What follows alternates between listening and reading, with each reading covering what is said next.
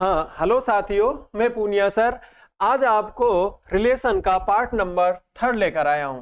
हमने इससे पहले आपको बताया था कि सेट, अगर किसी सेट में n अवयव हैं तो उसके कुल सबसेट कितने बनते हैं? 2 की पावर n। अगर आपके पास दो सेट हैं a क्रॉस b, तो उसमें अवयवों की जो संख्या है वो किसके बराबर होती है? Number of a into number of b। और रिलेशन जो होते हैं वो किसके सबसेट होते हैं? हमारे ए क्रॉस बी के। यदि रिलेशन आपका कहां से कहां चल रहा है? ए टू ए चल रहा है, तो आपका जो आर है वो किसका सबसेट होता है? ए क्रॉस ए का। इसके बाद हमने आपको बताया था कि types of relation. Types of relation में आपको कौन कौन से बताए थे? पहला था आपका एम्प्टी रिलेशन, फिर यूनिवर्सल रिलेशन, उसके बाद था आपका जो हमारा रिफ्लेक्सिव रिलेशन, फिर सिमेट्रिक, फिर ट्रांजिटिव, फिर एंटी सिमेट्रिक रिलेशन। और इन दोनों को मिला के हम क्या कहते हैं? तुल्यता संबंध। और उन तीनों को मिला के क्या कहते थे? आंशिक क्रम संबंध। यहां तक हम बता चुके थे। और आपको ये भी बताया था कि जो रिलेशन है वो दो है, एक प्रॉपर और एक इम्प्रॉपर। इम्प्रॉपर में कौन कौन आते हैं? इम्प्रॉपर में आते हैं आपका एम्प्टी रिलेशन और यूनिवर्सल रिलेशन। और प्रॉपर रिलेशन के अंदर आते हैं बाकी के शेष सभी जो रिलेशन है वो किसके अंदर आते हैं? हमारे प्रॉपर रिलेशन के अंदर। इम्प्रॉपर रिलेशन को ही हम निरर्थक, तुच्छ या ट्राइवल रिलेशन भी कहते हैं। तो अब हम इससे आगे आपको हम यूनिवर्सल रिलेशन पर थे कि हमारा यूनिवर्सल रिलेशन क्या है। सल रिलेशन समष्टि संबंध, समष्टि संबंध, यूनिवर्सल रिलेशन। अब यूनिवर्सल रिलेशन क्या होता है? अब बताया कि एक चीज और मैं आपको बताना चाहता हूं, ये जो सारे के सारे जो रिलेशन हैं ये सभी स्वयं से स्वयं पर परिभाषित है कि भाई ए टू ए जो भी चल रहा है स्वयं से स्वयं पर परिभाषित है। ये सारे के सारे जो रिलेशन है हमारे, तो अगर जो यूनिवर्सल रिलेशन क्या होगा कि आर बराबर ए क्रॉस ए, यानी कि अगर आपके पास सेट दे रखा है ए कि जो हमारा रिलेशन है आर वो कहां से कहां परिभाषित है? ए टू ए में।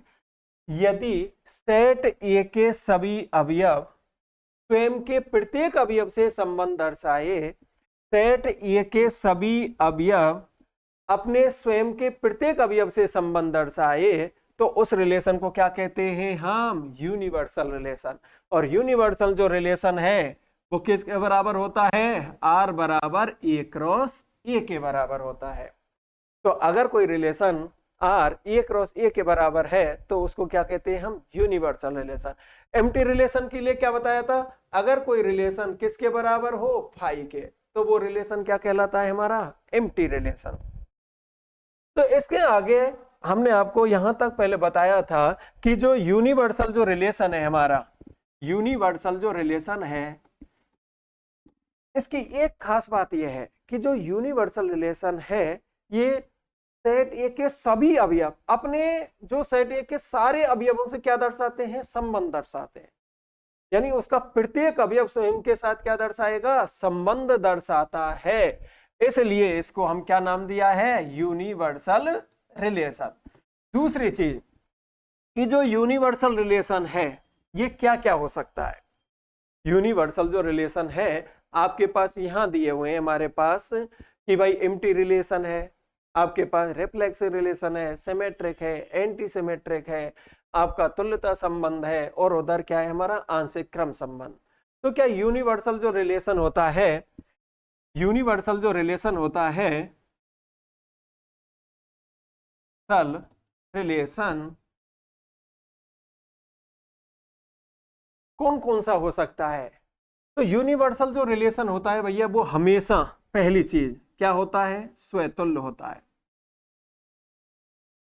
दूसरा सम्मित होता है। दूसरा क्या होता है हमारा? सम्मित होता है। यूनिवर्सल जो रिलेशन होगा वो स्वतुल्य भी होगा यानी रिफ्लेक्सिव भी होगा, और आपका क्या होगा? सिमेट्रिक भी होगा।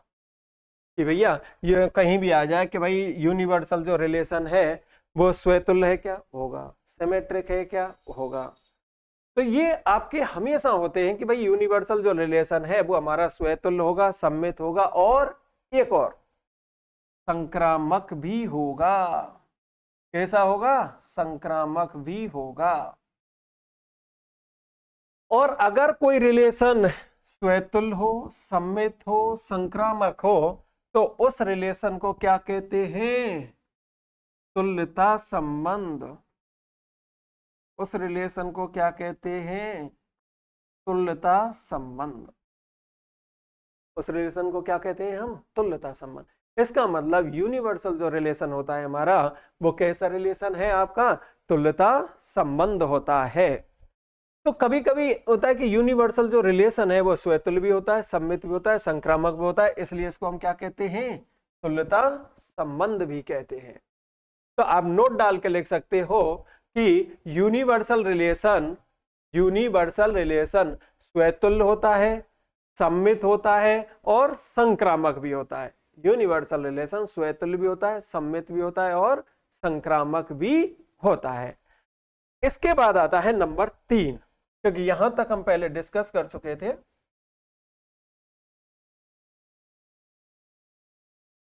तीसरा जो नंबर है वो है आपका तत्समक संबंध। तत्समक संबंध, आइडेंटिटी रिलेशन। आइडेंटिटी रिलेशन, तत्समक संबंध। अब ये तत्समक संबंध क्या होता है, देखिए अगर मैंने एक सेट ए लिया 1 2 और 3, एक सेट ए क्या है हमारा 1 2 और 3। ओके साहब, हमने इसका रिलेशन, और जो रिलेशन होता है तत्समक कहां से कहां चलेगा, ए से ए पर। ये मैं अभी आपको बता ही चुका था कि जो रिलेशन है ये सारे के सारे स्वयं से स्वयं पर क्या होते हैं, हमेशा परिभाषित होते हैं। तो रिलेशन ए टू ए, अगर हम इसका मैपिंग मेथड बना के देखें कि ए टू ए, हमारा जो रिलेशन है वो कहां से कहां है, परिभाषित ए टू ए। ए में अभी अब क्या है 1 2 3, 1 2 3। यदि 1 की इमेज क्या हो 1, यानी 1 से संबंध दर्शाए, 2 से संबंध दर्शाए और 3 से संबंध दर्शाए। तो रिलेशन क्या बना भैया, 1 का 1 से, 2 का 2 से और 3 का 3 से। ये जो रिलेशन है आपका 1 का 1 से, 2 का 2 से और 3 का 3 से, ये क्या कहलाता है, तत्समक संबंध। तो तत्समक संबंध क्या होता है, ऐसा संबंध जिसके प्रत्येक अवयव, यानी सेट ए का प्रत्येक अवयव स्वयं से ही संबंध दर्शाए। केवल और केवल किससे दर्शाए, स्वयं से ही संबंध दर्शाए। 1 1 से ही दर्शाए, 2 2 से ही दर्शाए, 3 3 से ही दर्शाए। तो ऐसे रिलेशन को क्या कहते हैं हम, आइडेंटिटी रिलेशन। क्या होना जरूरी आइडेंटिटी के लिए, 1 की इमेज 1, यानी 1 का संबंध 1 से, 2 का 2 से, 3 का 3 से, केवल और केवल स्वयं से ही संबंध दर्शाए, उस संबंध को क्या कहते हैं हम, आइडेंटिटी रिलेशन कहते हैं। तो इसमें क्या होता है, अन्य किसी भी अवयव से वो संबंध नहीं दर्शाया जाता है। तो इसकी डेफिनेशन क्या बनती है, आप लिख सकते हैं साथ के साथ कि सेट ए पर परिभाषित एक संबंध आर, सेट ए पर परिभाषित एक संबंध आर तत्समक संबंध कहलाता है। कब, यदि सेट ए का प्रत्येक अवयव केवल और केवल स्वयं से ही संबंध दर्शाए, तो उसे हम तत्समक संबंध कहते हैं। इसे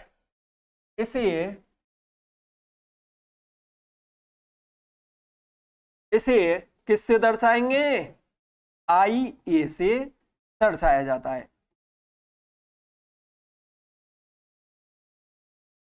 इसे हम आई ए से क्या करते हैं, दर्शाते हैं।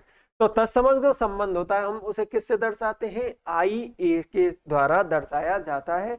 और इसमें केवल और केवल स्वयं का संबंध स्वयं से ही होता है, इसके अलावा किसी से भी संबंध नहीं दर्शाए, उस रिलेशन को हम क्या कहते हैं? तत्समक संबंध। अच्छा सर, दूसरी चीज ये ली कि कोई सेट ए में ये एलिमेंट्स हैं आपके, मान लो ए बी सी, ठीक है, और आप जानते हैं कि तत्समक संबंध कहां से कहां चलता है? ए टू ए चलता है। तो बताइए रिलेशन में क्या आएंगे? ए का ए से, यानी ए का ए से, बी का बी से और सी का सी से। ये रिलेशन कैसा है आपका? तत्समक संबंध। यानी स्वयं की में स्वयं, स्वयं की में स्वयं, बी की बी, सी की सी और ए की ए, तो उस रिलेशन को कहते हैं हम तत्समक संबंध। यानी इस रिलेशन में हमेशा आपको स्वयं की इमेज कहाँ आएगी? स्वयं पर ही आएगी, यानी स्वयं से केवल स्वयं का ही संबंध दर्शाता है, उस रिलेशन को आप क्या कहते हैं? तत्समक संबंध। अब आपसे मेरा एक क्वेश्चन है, देखिए क्वेश्चन क्या कहता है हमारा? हमारा जो क्वेश्चन है वो क्या है कि आपको दिया कि एक संबंध आर आपको ये दिया है, A to A, B to B, C to C, ये है, जहां सेट ए में जो अवयव हैं ए बी और सी, जहां सेट ए में जो अवयव हैं वो क्या है? हमारे ए बी सी है। संबंध ए का ए, बी का बी, सी का सी, और जहां सेट ए में जो अवयव हैं वो क्या दे रखे हैं? आपके ए बी सी दे रखे हैं, ए बी सी दे रखे हैं। तब अब आपके पास ऑप्शन है कि ये जो संबंध है वो कैसा संबंध है? First option, second option, third option और फोर्थ ऑप्शन क्या दिए हैं?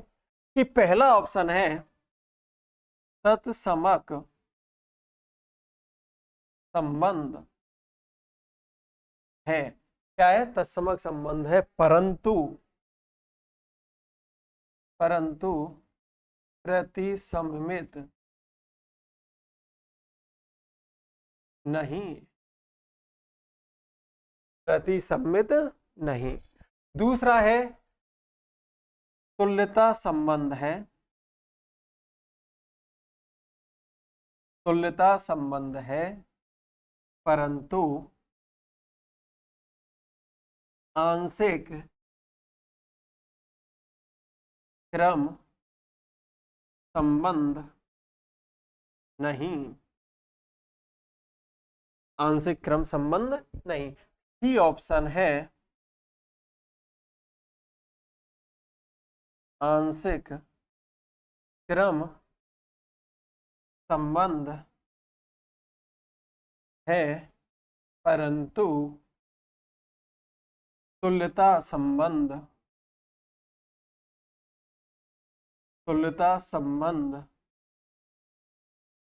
नहीं, तुल्यता संबंध नहीं। और डी जो ऑप्शन है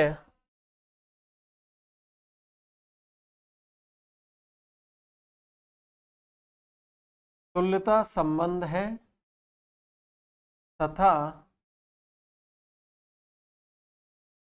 आंशिक क्रम संबंध है, आंशिक क्रम संबंध है। ये ऑप्शन दिए आपके पास। तो बताइए प्यारे विद्यार्थियों कि एक संबंध R A to A, B to B, C to C इस प्रकार परिभाषित, जहां सेट ए क्या है? A B C. आपका ऑप्शन क्या होना चाहिए? तत्समक संबंध है परंतु प्रतिसममित नहीं। दूसरा है तुल्यता संबंध है परंतु आंशिक क्रम संबंध नहीं। तीसरा आंशिक क्रम संबंध है परंतु तुल्यता संबंध नहीं। और तुल्यता संबंध है और आंशिक क्रम संबंध है। ये ऑप्शन दिए हैं। कौन सा आंसर होगा? विचार करिए। एक संबंध आर, बताओ तत्समक संबंध है। अब ये था ए का ए, बी का बी, स्वयं से दर्शाता है वो तत्समक संबंध, परंतु प्रतिसम्मित नहीं। ये बात सही है कि नहीं?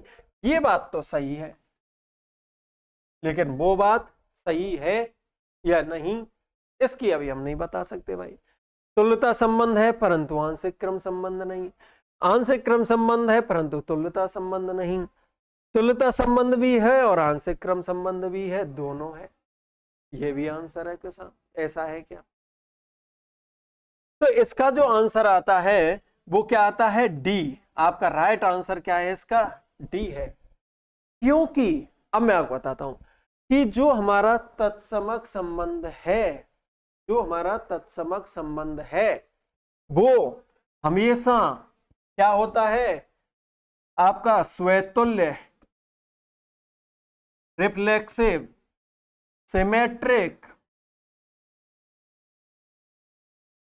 सिमेट्रिक, सममित, ट्रांजिटिव, संक्रामक, प्रतिसम्मित, एंटीसिमेट्रिक होता है। यानी तत्समक संबंध एक ऐसा संबंध है जो भैया स्वतुल्य भी होगा, सम्मित भी होगा, संक्रामक भी होगा और प्रतिसम्मित भी होगा। चारों का पालन करता है, स्वतुल्य, सम्मित, संक्रामक और प्रतिसम्मित होगा। अब आपको हमने पहले बताया था जब इसका स्ट्रक्चर बता रहे थे कि जो संबंध इन तीनों का पालन कर जाए, स्वतुल्य, सम्मित और संक्रामक, स्वतुल्य भी हो, सम्मित भी हो और संक्रामक भी हो, उसे क्या कहते हैं? तुल्यता संबंध कहते हैं। और जो संबंध स्वतुल्य भी हो, प्रतिसम्मित हो और संक्रामक हो, उसे क्या कहते हैं? हम आंशिक क्रम संबंध। तो ये दोनों की ही शर्तों का क्या कर रहा है? पालन। क्योंकि स्वतुल्य भी है, सम्मित भी है, प्रतिसम्मित भी है और आंशिक क्रम संबंध भी है, तो ये तुल्यता संबंध भी होगा और आंशिक क्रम संबंध भी होगा। तो आपका राइट आंसर क्या रहा? D answer is the right answer. तो इस तरह से पूछ लेता है, हमें क्या एक ही चीज पढ़ के अरे यार तत्समक है, नहीं, हमें यह भी पता होना चाहिए कि जो तत्समक संबंध होते हैं वो हमेशा स्वतुल्य, सम्मित, संक्रामक, प्रतिसम्मित होते हैं। और तीनों जब ये सारी चीज हो जाती हैं चारों, तो वो आंशिक क्रम संबंध भी हो जाता है और तुल्यता भी हो जाता है। तुल्यता के लिए तीन जरूरी है, स्वतुल्य, सम्मित, संक्रामक, और आंशिक क्रम संबंध के लिए स्वतुल्य, प्रतिसम्मित और संक्रामक होना चाहिए। नेक्स्ट क्वेश्चन पर हम चलते हैं।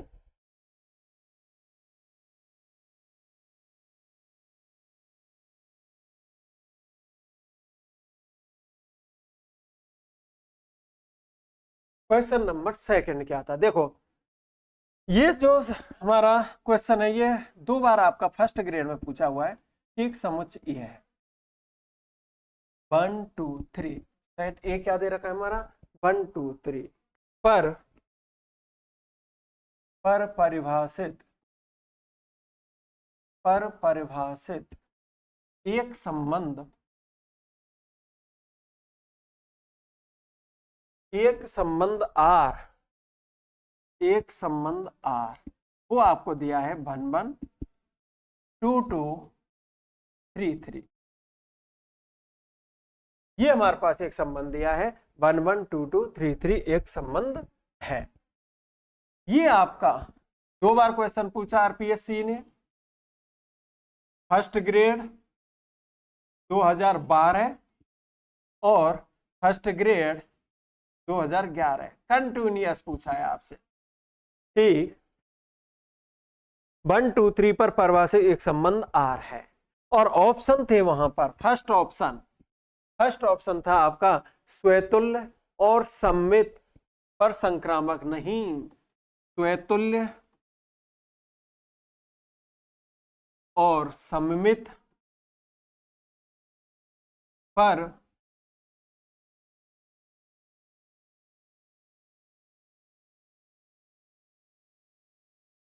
स्वतुल्य और सम्मित परंतु संक्रामक नहीं, मक नहीं। बी ऑप्शन स्वतुल्य, संक्रामक परंतु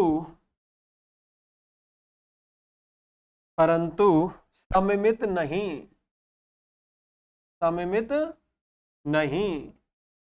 इसके बाद आपका सी ऑप्शन है एक तुल्यता संबंध, एक तुल्यता संबंध, डी ऑप्शन है।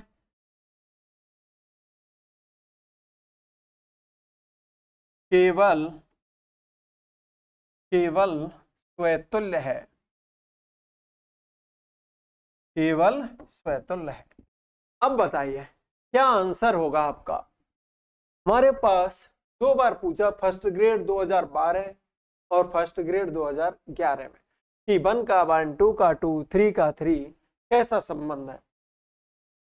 पहला ऑप्शन स्वतुल्य है और सममित है परंतु संक्रामक नहीं है। दूसरा ऑप्शन स्वतुल्य है, संक्रामक है परंतु सममित नहीं है। तीसरा ऑप्शन एक तुल्यता संबंध है और डी ऑप्शन है केवल स्वतुल्य है। तो बताइए कौन सा आपका राइट आंसर होगा, कि भाई ये इसका राइट आंसर होगा। तो अभी मैं आपको बता रहा था कि जो तत्समक संबंध है वो हमेशा स्वतुल्य होगा, सम्मित होगा, संक्रामक होगा, प्रतिसम्मित होगा। जब ये स्वतुल्य भी है, सम्मित भी है, संक्रामक है, तो आंसर क्या हुआ, तुल्यता संबंध होगा ही होगा। देखो यहाँ संक्रामक नहीं तो इसलिए ये ऑप्शन नहीं, यहाँ सम्मित नहीं जबकि हम जानते हैं सम्मित होता है। तुल्यता संबंध, क्योंकि स्वतुल्य भी होता है, सम्मित भी होता है, संक्रामक, इसलिए आंसर क्या है, C option is the right answer इसका। तो नोट डालकर आप लिखेंगे, नोट डालकर लिखेंगे आप क्या, कि सबसे पहले कि जो तत्समक संबंध होता है, तत्समक संबंध हमेशा स्वतुल्य, सम्मित,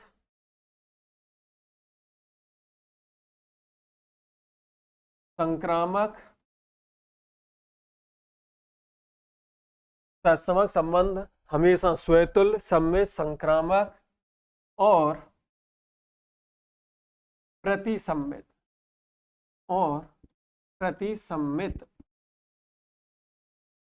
होता है, प्रतिसम्मित होता है। ये चार होता है। तत्समक संबंध हमेशा क्या होगा, स्वतुल्य भी होगा, सम्मित भी होगा, संक्रामक भी होगा और प्रतिसम्मित भी होगा। और जब ये चार चीजों का पालन करता है, आपको पता है 3 स्वतुल्य, सम्मित, संक्रामक, तो हमेशा क्या होता है, ये तुल्यता संबंध, तुल्यता संबंध भी होगा। और स्वतुल्य, प्रतिसम्मित और संक्रामक इन तीनों का पालन करे रहा है, तो इसका मतलब आंशिक क्रम संबंध, तो नंबर 1 आंशिक क्रम संबंध भी होता है, आंशिक क्रम संबंध भी होगा आपका। बताइए और कोई समस्या, कि जो तत्समक संबंध है वो स्वतुल्य भी होता है, सम्मित भी होता है, संक्रामक भी होता है, प्रतिसम्मित भी होता है, तो तुल्यता संबंध भी होगा और आंशिक क्रम संबंध भी होगा। इंपॉर्टेंट फैक्ट, सीधे पूछ लिया जाता है ये सारी चीज आपकी। क्वेश्चन कैसे आया वो बता दें। डेफिनेशन क्या बनती है, कि अगर एक संबंध R जो ए से ए पर परिभाषित है, तो उस सेट का प्रत्येक अवयव स्वयं और केवल स्वयं से ही संबंध दर्शाए, तो उसे क्या कहते हैं, हम तत्समक संबंध कहते हैं। अब नेक्स्ट चलते हैं हम,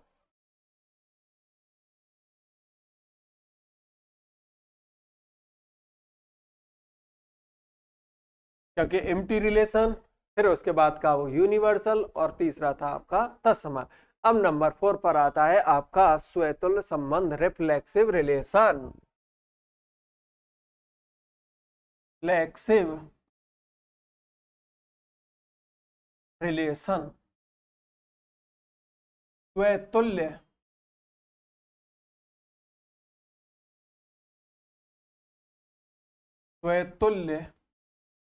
संबंध। अब रिफ्लेक्सिव रिलेशन क्या होता है, देखो कोई भी रिलेशन R कहां से कहां परिभाषित है, A टू A पर परिभाषित है। अगर सेट A में मान लीजिए, पहले मान लिया इसे सेट A में 1 2 3 3 अवयव है, कितने अवयव है, 3 अवयव। ओके साहब, ए टू ए, 1 2 3, 1 2 3, 1 1 से संबंध दर्शाए, 2 2 से, और 3 3 से संबंध दर्शा रहा है। 1 1 से, 2 2 से, 3 3 से संबंध दर्शा रहा है। अच्छा, पहला रिलेशन आपको दिया R1, क्या दिया है कि 1 का 1 से, 2 का 2 से, 3 का 3 से, ऐसे दिया। अब बताओ ये स्वतुल्य है या नहीं, स्वतुल्य संबंध है या नहीं। तो देखो पहले तो आप बताओ, ये 1 का 1, 2 का 2, 3 से 3 तत्समक संबंध है साहब। कैसा संबंध है ये? तत्समक संबंध है। ओके साहब, तत्समक संबंध है, क्योंकि तत्समक संबंध की शर्त का पालन करता है। स्वतुल्य संबंध क्या कहता है कि यदि सेट ए का प्रत्येक अवयव स्वयं से संबंध रखता है तो वह स्वतुल्य भी होता है। तो ये आपका स्वतुल्य भी है साहब। क्या है आपका? स्वतुल्य भी है, स्वतुल्य संबंध भी है ये। क्योंकि स्वतुल्य की डेफिनेशन में क्या कहती है कि सेट ए का प्रत्येक अवयव स्वयं से संबंध दर्शा जाए तो उसे क्या कहते हैं हम? स्वतुल्य संबंध। तत्समक संबंध की भी डेफिनेशन क्या कहती है कि सेट ए का प्रत्येक अवयव स्वयं से और केवल स्वयं से संबंध दर्शाए तो उसे क्या कहते हैं? तत्समक संबंध कहते हैं। तो दोनों में डिफरेंस क्या है फिर? दोनों की डेफिनेशन सेम टू सेम है, और ये तत्समक भी है और स्वतुल्य भी है। दूसरा एक रिलेशन तो ये दे दिया मैंने, दूसरा दिया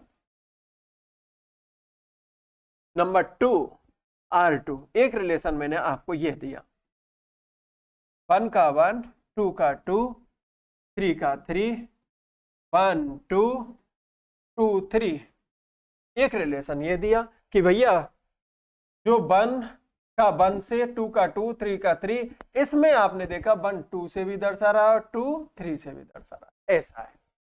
अब ये रिलेशन R2, ये कैसा रिलेशन है? ये हमारा कैसा रिलेशन है? हाँ जी, 1 का 1, 2 का 2, 3 का 3, 1 2 2 3, ये आपका जो रिलेशन है वो स्वतुल्य है,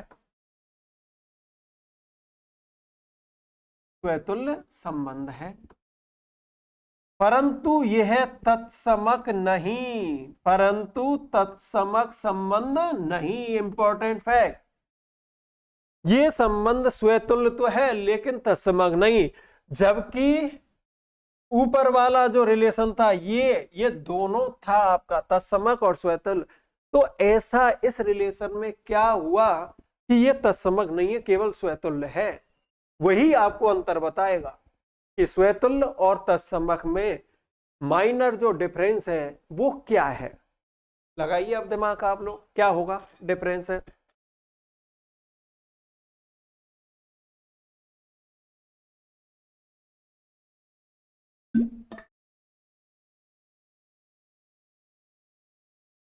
हाँ जी, तो देखिए अब मैं आपको इसका बेसिक कंसेप्ट बता देता हूं दोनों में, कि जो तत्समक संबंध होता है वो तो केवल और केवल स्वयं से स्वयं पर ही संबंध दर्शा सकता है, उसके अलावा अन्य किसी से संबंध दर्शाना ही नहीं चाहिए।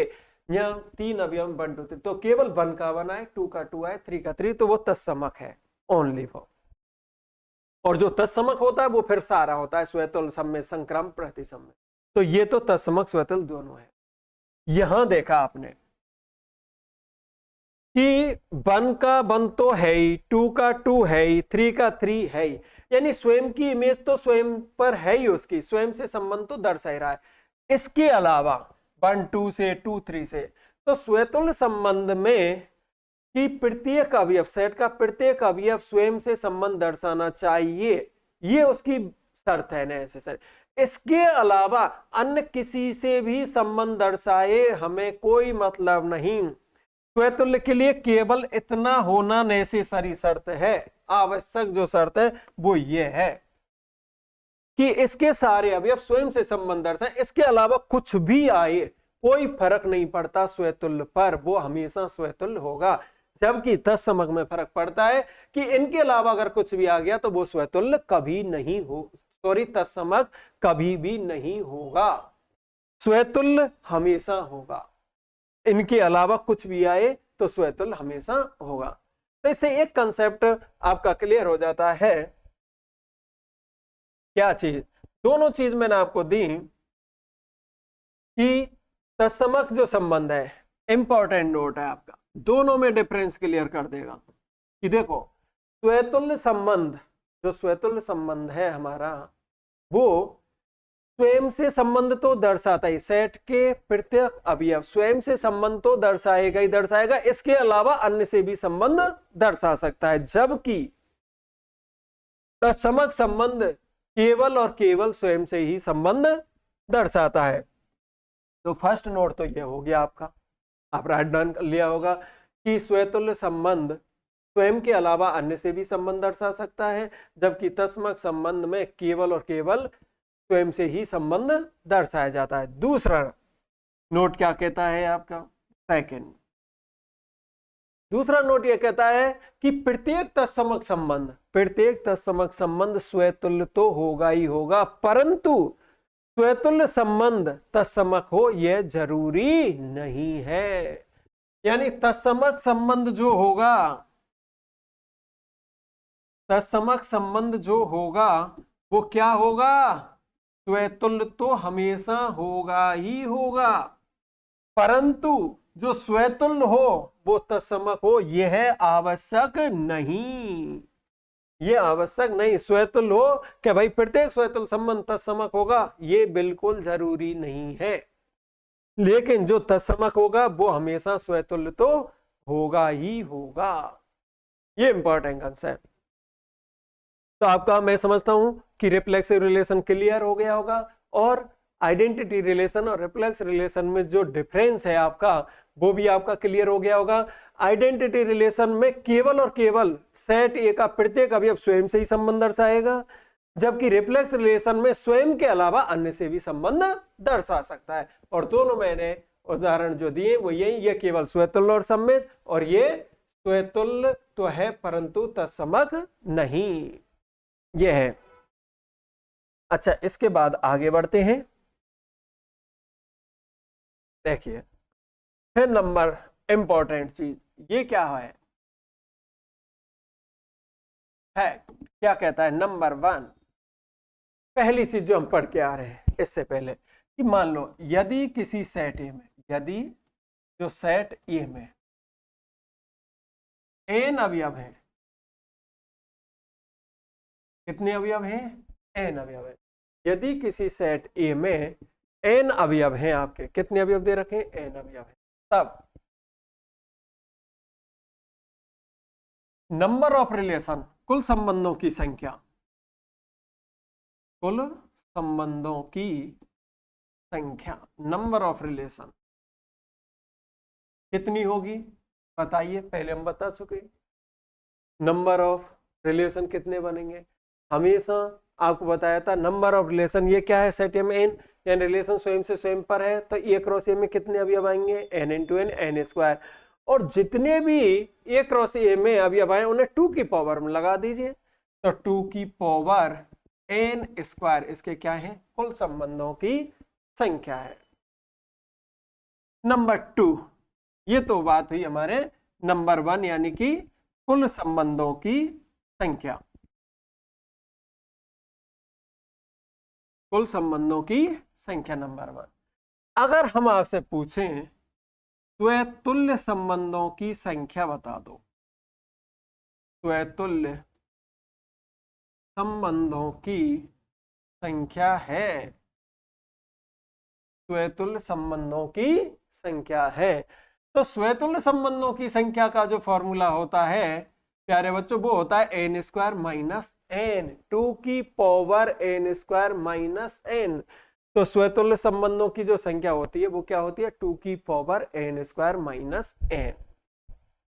नंबर 3, स्वतुल्य संबंध आपने दर्शाया, तो ये बात यह है कि जो स्वतुल्य संबंध होता है उसमें प्रत्येक अवयव की मैपिंग, प्रत्येक अवयव की मैपिंग, प्रतिचित्रण, मैपिंग ये तरीके कितने होते हैं?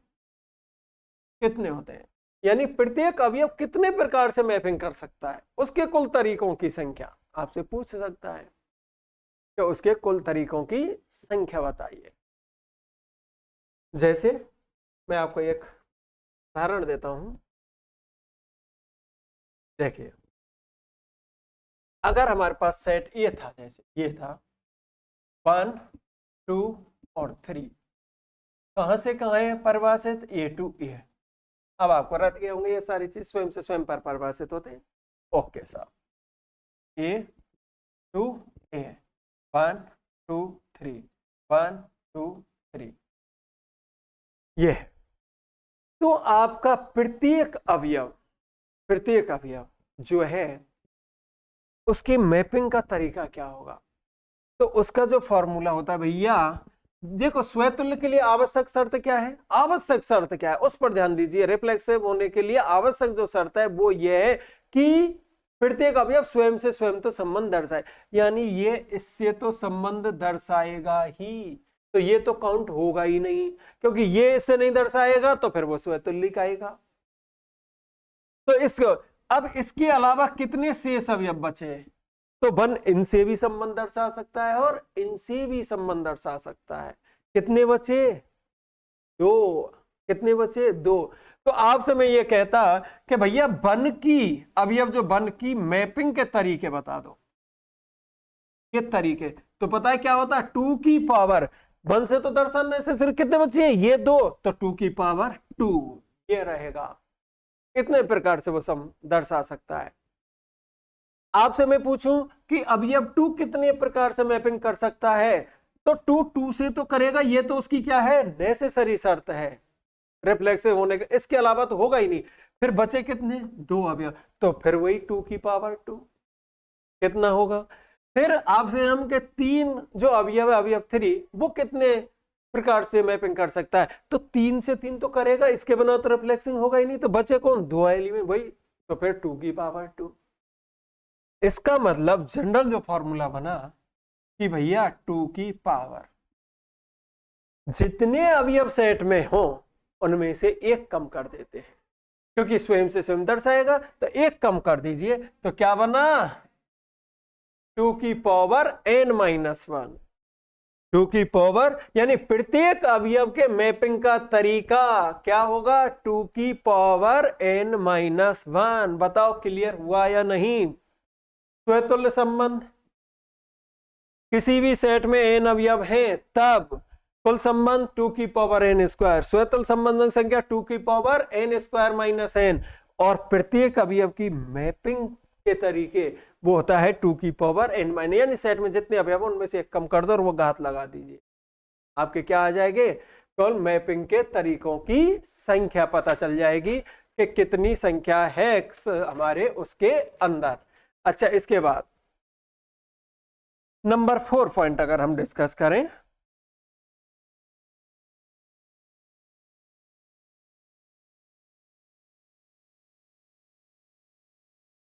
कुल संबंध पता चल गया, स्वतुल्य संबंध पता चल गया, मैपिंग के तरीके पता चल गया कि प्रत्येक अवयव कितने तरीकों से करेगा।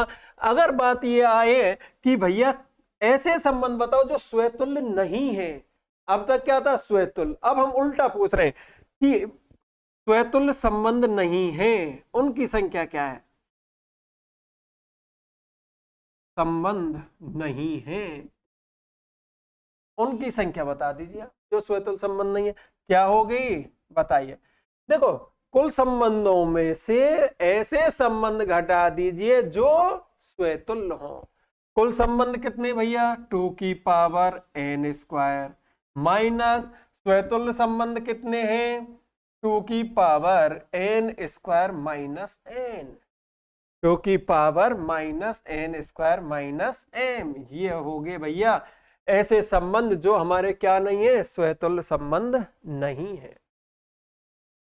अब मैं समझता हूं आपको क्लियर हो गया होगा कि कुल संबंधों की संख्या 2 की पावर n स्क्वायर, स्वतुल्य संबंधों की संख्या 2 की power n square minus n, mapping के तरीके 2 की पावर n-1, और स्वतुल्य संबंध नहीं है तो कुल संबंधों में से किसको घटा दीजिए, स्वतुल्य संबंधों की संख्या को घटा दीजिए।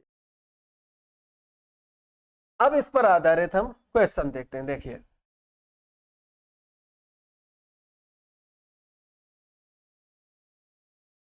क्वेश्चन है आपका नंबर 1 कि यदि किसी सेट ए में, यदि सेट जो दे रखा है हमारे पास ए है, इसमें 1 2 3 4 5 और 6 अवयव दे रखे हैं। किसी सेट में कितने अवयव दे रखे हैं? 6 अवयव है, यानी इस सेट का ऑर्डर कितना है? 6 है। ऑर्डर ऑफ ए कितना है हमारा? 6 है। ये दिया है हुआ है आपको। अब नंबर 1 पहला पॉइंट आपसे पूछा उसने, बताओ प्रत्येक अवयव के मैपिंग के तरीके। प्रत्येक अवयव के मैपिंग के तरीके के तरीकों की संख्या कितनी होगी? 2 की पावर n-1। कितनी? n-1। और n-1 यानी कि 2 की पावर 6-1 कितना आएगा आंसर? 2 की पावर 5। n-6 एलिमेंट से कम कर दिया, 2 की पावर 5। नंबर 2 आपसे पूछा स्वतुल्य संबंधों की संख्या। स्वतुल्य संबंधों की संख्या, स्वतुल्य संबंधों की संख्या, और वो क्या होती है? 2 की पावर n² - n ये होती है। और n की वैल्यू कितनी है? 6 का स्क्वायर 36 - 6 यानी 2 की पावर 30। ये आंसर होगा। नंबर 3 अगर आपसे पूछा क्या कि स्वतुल्य संबंध नहीं है, कितने नहीं है? यानी स्वतुल्य संबंध नहीं, संबंध नहीं, तो क्या होता है? 2 की पावर n² - 2 की पावर n² - n। ये फॉर्मूला है आपका।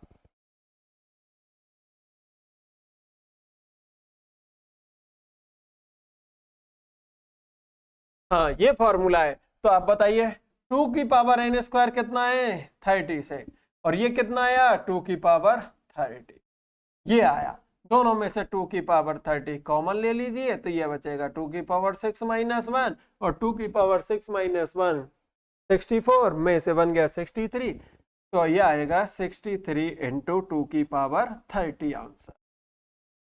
इस तरह से तो ये जो हमने फॉर्म बताई आपको, इस फॉर्म पर आधारित इस तरह से वो क्वेश्चन पूछ सकता है आपसे कि भैया कितने उसमें स्वतुल्य संबंध होंगे, किसने उसमें मैपिंग के तरीके होंगे, कुल संबंध में से स्वतुल्य संबंधों को घटा दिया जाए तो क्या आ जाता है हमारे? जो स्वतुल्य संबंध नहीं है।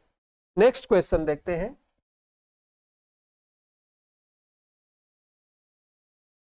देखिए क्वेश्चन नंबर 2 क्या कहता है आपका? क्वेश्चन नंबर 2 हमारा कि क्वेश्चन नंबर 2 कहता है कि एक सेट है आपका ये, जो सेट ये जो दे रखा है किसी समतल में, किसी समतल में स्थित स्थित सभी, किसी समतल में स्थित सभी रेखाओं का समुच्चय।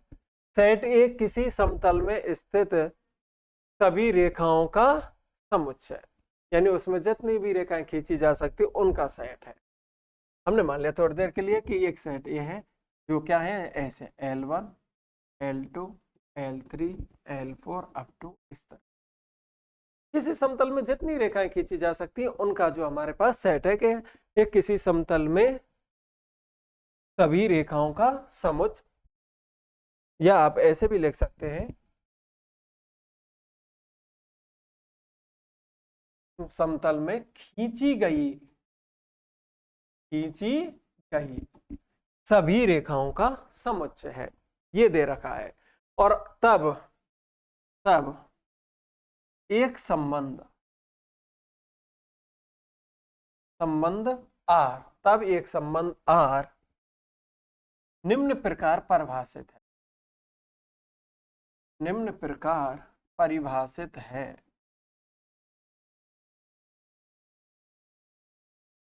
निम्न प्रकार परिभाषित है।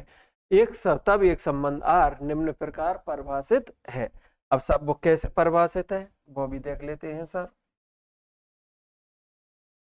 देखिए नंबर 1 पहला क्वेश्चन, वो ये कहता है फर्स्ट क्वेश्चन कि L1 रिलेटेड टू L2, जो उन दो रेखाओं में वो कैसा दे रखा है कि L1 पैरेलल है L2, यानी दो रेखाओं में जो संबंध है वो किसका दिया है, पैरेलल समांतर का संबंध दिया है।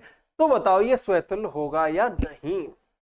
तो हम ये कैसे प्रूव करते हैं, देखो आंसर कैसे निकालते हैं ये देख लीजिए। प्रूफ कैसे करते हैं, आपको क्या प्रूव करना है, रिफ्लेक्सिव। स्वतुल्य प्रूव करना हो तो हमेशा एक सेट में से एक अवयव लेते हैं और उसका स्वयं से स्वयं पर क्या दिखाया जाता है, संबंध।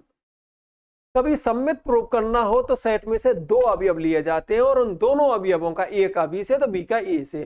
कभी संक्रामक प्रूव करना हो तो तीन अवयव लिए जाते हैं, ए बी सी, जो भी वहां ले आप, ए का बी से संबंध हो, बी का सी से, तब ए का सी से संबंध। तो ये ध्यान रखें कि स्वतुल्य के लिए कितना एलिमेंट्स होना चाहिए, 1। तो हमने मान लिया कि L1 बिलोंग्स टू सेट ए से लिया। अब देखिए रिलेशन क्या है कि L1 एक है, दोनों जगह L1, यानी कि L1 का L1 से संबंध होना चाहिए। तो देखिए क्या L1 parallel to L1, sorry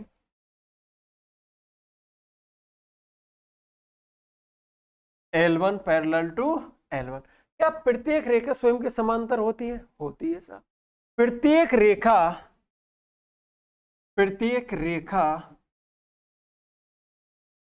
स्वयं के समांतर होती है, स्वयं के समांतर होती है, सही बात है, होती है। जब प्रत्येक रेखा स्वयं का स्वयं से संबंध है तो प्रत्येक रेखा स्वयं के समांतर होती है। तो भैया ये क्या दर्शाएगा, संबंध। तो भैया L1 रिलेटेड टू L1, यानी कि वो उसका क्या आएगा, संबंध। अर्थात ये कैसा संबंध है, स्वतुल्य संबंध है। संबंध होने के लिए हमने फर्स्ट टाइम जब डेफिनेशन बताई थी कि जो नियम या शर्त दे रखी होगी रिलेशन में, जो शर्त का पालन करेगा वो संबंध दर्शाएगा और जो उस नियम का पालन नहीं करेगा वो संबंध नहीं दर्शाएगा। यहां संबंध समांतर का है और समांतर में हम जाते हैं प्रत्येक रेखा स्वयं के समांतर होती है, अर्थात समांतर है तो वो हमेशा क्या होगा, स्वतुल्य, इसलिए ये रिलेशन दर्शाएगा। अर्थात पहला क्वेश्चन रिफ्लेक्सिव है, फर्स्ट, सही बात है। सेकंड क्वेश्चन पर आते हैं। क्वेश्चन सेम है, बस यहां बदलेगा, सेट हमारा वही है। नंबर 2, अगर वो ऐसे क्वेश्चन दे, सेकंड उसने रिलेशन चेंज किया कि L1 related to L2 imply L1 perpendicular L2, और जहां L1 L2 कहां से लिए गए हैं, सेट ए से ले रखे हैं, वो हमने सारे के सारे कहां से लिए, सेट ए। अब ये करा है कि L1 L2 यानी जो दो रेखा हैं वो एक दूसरे के ऐसी है, लंबवत, परपेंडिकुलर, यानी कि जैसे एक रेखा ये है तो दूसरी रेखा ये है, यानी ये L1 है और ये L2, और कैसा दिया है संबंध, इस तरह से ये संबंध है। अब आपसे पूछा है कि ये स्वतुल्य है क्या, करिए, देखते हैं आंसर क्या आता है, प्रूव करते हैं। रिफ्लेक्सिव कैसे करोगे, सबसे पहले मान लीजिए पहले की तरह कितनी, एक ले लीजिए कि L1 बिलोंग्स टू एक ले लिया अपना एलिमेंट्स, एक रेखा ले ली। अब ये बताइए क्या प्रत्येक रेखा स्वयं के लंबवत हो सकती है क्या, प्रत्येक रेखा स्वयं के लंबवत हो सकती है क्या, संभव है क्या कोई भी रेखा कि भैया स्वयं के लंबवत हो, नहीं। प्रत्येक रेखा कोई भी रेखा अपने समांतर तो हो सकती है लेकिन लंबवत नहीं। तो क्या होगा कि L1 नॉट परपेंडिकुलर L1, कोई भी रेखा स्वयं के लंबवत नहीं हो सकती, अतः क्या होगा, ये स्वतुल्य नहीं। आंसर हो जाएगा भैया स्वतुल्य नहीं। आंसर क्या होगा, स्वतुल्य नहीं, क्योंकि कोई भी रेखा अपने समांतर हो सकती है पर लंबवत कभी नहीं हो सकती, अर्थात रिलेशन क्या नहीं है, स्वतुल्य नहीं है। तो हम कैसे दर्शाएं कि L1 not related to L1, अर्थात ये क्या नहीं होगा, स्वतुल्य नहीं होगा। नंबर तीसरे क्वेश्चन की अगर हम बात करें, तीसरा पॉइंट, हमारा तीसरा जो पॉइंट है कि अब रिलेशन दिया है L1 रिलेटेड टू L2, और वो क्या दिया है देखिए कि L1 और L2 जो दो रेखाएं L1 और L2 रेखाएं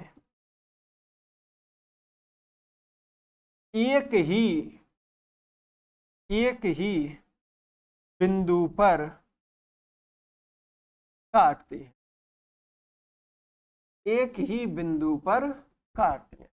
L1 और L2 रेखाएं एक ही बिंदु पर काटती हैं, ये आपको रिलेशन दिया है कि एक बिंदु। अब आप बताइए कि ये रिफ्लेक्शन होगा या नहीं, रिफ्लेक्सिव होगा या नहीं, स्वतुल्य संबंध होगा या नहीं। तो स्वतुल्य संबंध के लिए क्या होगा कि L1 बिलोंग्स टू सेट है, हमने सबसे पहले एक रेखा ली। अब ये बताओ L1 और L1 रेखाएं हमेशा जो दो होते हैं उनकी जगह एक ही अवयव रख दिया जाता है। प्रत्येक रेखा स्वयं के संपाती होती है, प्रत्येक रेखा स्वयं के क्या होती है, संपाती। और जब रेखा संपाती होगी तो वो अनेक बिंदुओं पर मिलेगी, अनंत बिंदुओं पर मिलेगी, ना कि एक बिंदु पर। अतः इस नियम का क्या नहीं करती, पालन, क्योंकि प्रत्येक रेखा स्वयं के संपाती होती है और जब संपाती होगी तो वो अनंत बिंदुओं पर मिलेगी, तो वो क्या है, एक बिंदु की जगह क्या होगा, अनंत बिंदु मिलेगी। तो इसका मतलब है ये स्वतुल्य नहीं है। प्रत्येक रेखा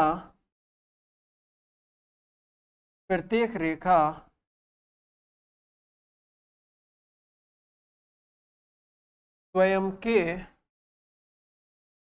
संपाती होती है, अर्थात वह अनंत यानी अनेक बिंदुओं पर मिलेगी, अनेक बिंदुओं पर मिलेगी, अनेक बिंदुओं पर मिलेगी। इसका मतलब यह हुआ कि जो शर्त है कि एक ही बिंदु पर काटती है उसका पालन नहीं करेगी। इसका मतलब L1 not related to L1, और जब वो रिलेशन नहीं दर्शाएगी तो फिर वो स्वतुल्य भी नहीं, स्वतुल्य भी नहीं होगी। बताइए कहीं कोई समस्या है तो, स्वतुल्य भी नहीं। नेक्स्ट आता है फोर्थ पॉइंट लिया हमने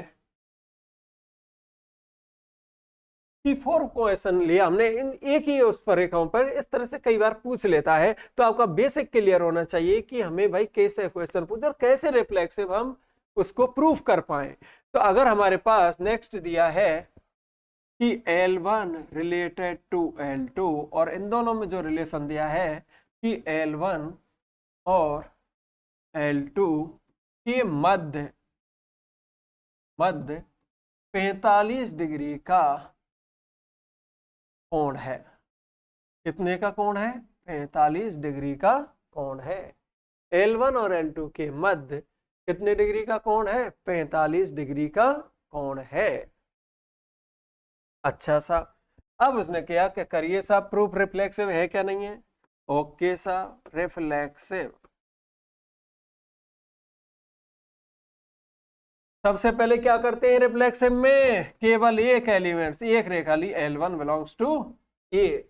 फिर क्या करोगे आप, क्या करेंगे कि ये देखो L1 और L1 यानी रेखा स्वयं स्वयं के मध्य क्या 45 डिग्री कोण बनाएगी? नहीं, प्रत्येक रेखा स्वयं के साथ 0 डिग्री का कोण बनाती है। तो L1 के